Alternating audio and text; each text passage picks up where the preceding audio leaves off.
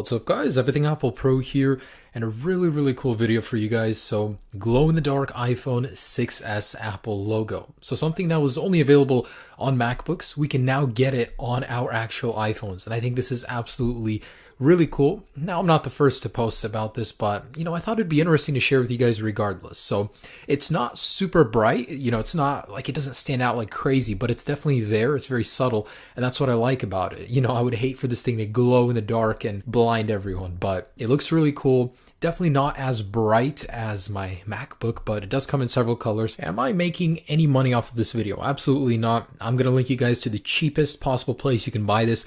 No matter where you buy it, I promise all of the kits are exactly the same. They come from one place. So I'll link you guys down below. If you guys want to get it faster, I'll have an Amazon link down there. I'm making zero money off of this. Again, I just want to show you guys how to do this. But before I do that, should you? So a little review before we get into how to do it. So this is cheap aftermarket, part you're going to be putting into your iPhone. Obviously, it will void your warranty. That's a given fact. Does this work good? It does work good. For some reason, it dims sometimes. I've heard some people can get bad units, so you have to go and replace this, and it's not a fun process to replace it. But in general, it does look good. Now, this is not full capacity of the brightness. It's an iCloud locked iPhone, so I'm not able to get the brightness up all the way. But even as it is at about 60%, it still looks pretty good. It's not obnoxious. It's a very elegant mod. It's just not easy to do. I just want you guys to know that and be prepared. If you don't have patience, you don't have time to do this tutorial. It just will not work out for you. It's something I've actually always wanted in an iPhone. I really hope future iPhones come with this feature because, wow, I'm really impressed. It looks really cool. I'm just a little worried about the longevity of the device. If you're wondering what's the worst part about doing this, probably the fact that you can break your device taking it apart if you're not very skilled. But this was my first time taking apart an iPhone 6s and I did it just fine. Now, does this drain more battery life? Yes, but not by much because it's such a small LED, it shouldn't really be a problem. The whole set for me probably costs about $10 to $12 depending on how fast you want to get it. I'll have a link down below for different prices and different speeds. But in general, would I recommend it? No, I would personally not do this, but it does look cool if you're a brave soul. And I just want you guys to know this video guide is only for the 6s, and of course this will void your warranty. So unless you're certain you want to do this, you want to void your warranty, I would say don't do it. I mean, it's fun, it's cool, but at the risk of losing a lot of money, I certainly wouldn't do that. I bought an iPhone iCloud locked, so just so I wouldn't have to worry about it. But anyways, grab a credit card just in case, but you will have a basic tool set with you. First off, remove the 2 bolts underneath the iPhone. Very simple, set those aside. Have a good place to put the bolts. They get lost very easily. I actually lost mine, it took so long to find it. But get these guys out on the bottom, and let's move on with the suction cup. So while simultaneously pulling up with the suction cup, use a little pry tool to get in between the glass display and the shell of the iPhone. Go all around the iPhone, and there will be a little seal that you will break. So that is the waterproofing seal. So your iPhone may not be as water resistant after this, after you take it apart. And in general, guys, for the brave souls that do want to attempt this, be very careful. It's very easy to break something inside, so you have to be very patient. If you're not patient, don't attempt this. But just know that this was my first time taking a 6s apart, and I managed just fine. Also, I'm not liable if you break it. I don't care if you buy this or not. If you do this, I'm just showing you how to do it. So first off, there'll be a cable attaching the Touch ID to the logic board. Make sure to disconnect that. Don't just yank the screen up, otherwise you'll tear it. Now, there will be a bunch of sticky stuff on the sides. You want to get rid of that.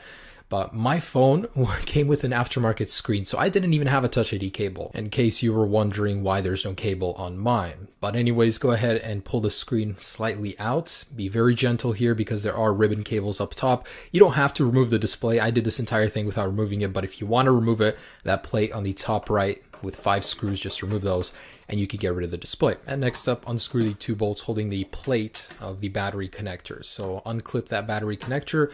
And next is the task of removing the battery. This is the hardest one, guys. This is the worst. So you want to go ahead and remove the sticky tape that's holding the battery, and you got to stretch it out. So away from the battery, keep it low. And if you're lucky, you can slowly remove it, and the battery will just come out easily. If you're like me, every single time you take a phone apart, you will not have that luck, and you'll have to use a credit card. So gently going underneath the battery just over and over. You can eventually remove the battery using a credit card if you failed the other ways. Just be very careful not to puncture the battery. Obviously, that's not good. You can cause a fire. It's not good for your health. So You know, batteries are cheap for the 6S in case you do damage it, but try not to. So this does take a little while, but eventually you can get that battery out.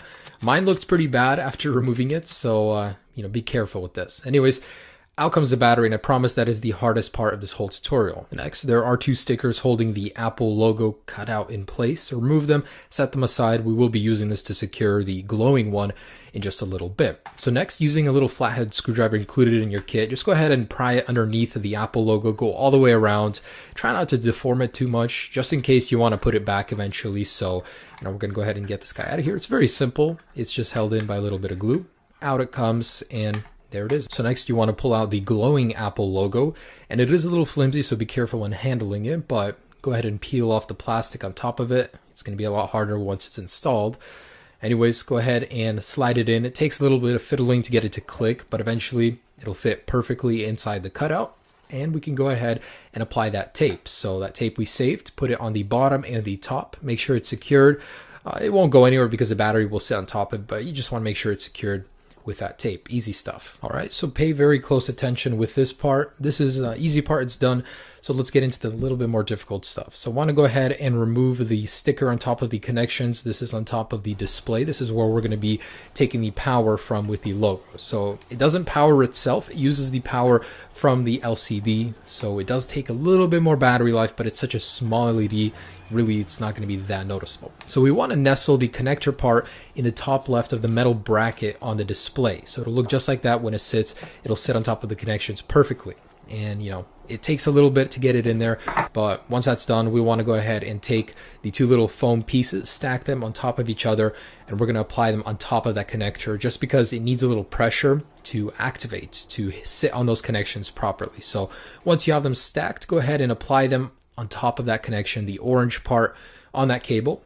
Make sure they sit properly and nice, and then we're going to go ahead and take the other pieces of tape that are included in the little, you know, set. Take one of the pieces and go ahead and put it directly over that connector and make sure it sits nice and tight. Apply it, you know, smoothen it out. And then once that's sitting there, we're going to take the other piece and raise it slightly higher. Make sure it's still overlapping with the old piece of tape so it can get some grip. Make sure it looks like that. Okay, so let's go ahead and test it out. Go ahead and put the battery back in, plug it in, apply some pressure to check if the logo is working. If not, you want to fiddle around, make sure the connection is sitting properly. You know, mine is working fine, so I'm confident now in closing the iPhone back up. And I do have these stickers. So if you don't have battery stickers, you can use double-sided tape, but I would recommend using these because they're very thin. It won't raise the screen at all when trying to close it. So apply them to the back of the battery. You know, these are very cheap, like a few bucks on eBay. And we're going to go ahead and seat the battery back in and plug it in. Now this whole process is pretty daunting. It's not the easiest, but I'm a beginner to taking phones apart and I was able to do it. It's all about having the tools which are included and having the patience. If you're an impatient person, this becomes so much more difficult. So we're going to go ahead and apply the battery, and there will be a little piece of the connection with a fuse. You want to nestle it right between the headphone jack and the port. And then we're going to go ahead and put the connector back on for the battery, screw it in, and the screws, make sure they're in the correct places. The shorter one goes on the right. Anyways, so again, test if the light is working before we close the display back up. So I was able to test that everything was working, and you have to apply some pressure. So when we close the display, the pressure will be there.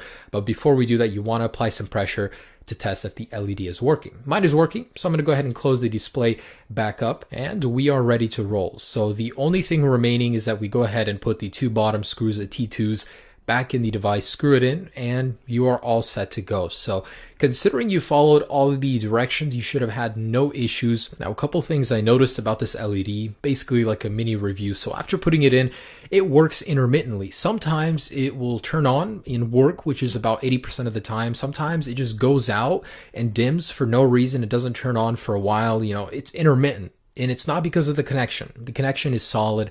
I tested that part. It's just, I really don't know. Maybe it's the OS of the iPhone. It doesn't understand why there's more voltage being drawn, more current. So I really don't know. You know, I'm not an electrical engineer, but it does look good. There are many colors you can get it in. And if you're wondering why it looks so dim, it's because this is an iCloud locked iPhone. I'm not able to get the screen brightness all the way up. It's about 50 to 60% right now, and it still looks pretty good, especially in darker, more low light environments. So I do hope this tutorial helped you guys. You know, again, I'm not responsible if you mess your iPhone up, but in the end, Really cool looking mod. Hope you guys enjoy it.